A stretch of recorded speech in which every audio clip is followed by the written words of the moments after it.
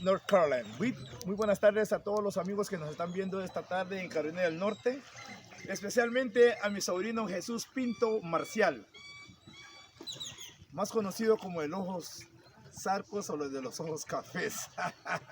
Estamos en este recinto, la capitanía del pueblo de Livingston. En este lugar, el 26 de noviembre de 1802, Marcos Sánchez Díaz abordó y aterrizó aquí.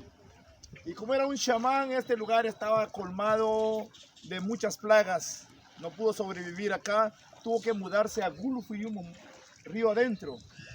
Como pueden ver, la desembocadura del lago de Izabal, que es uno de los lagos más grandes de Guatemala y podríamos ser del mundo, que su desembocadura abarca todo lo que es el mar Atlántico y del Caribe.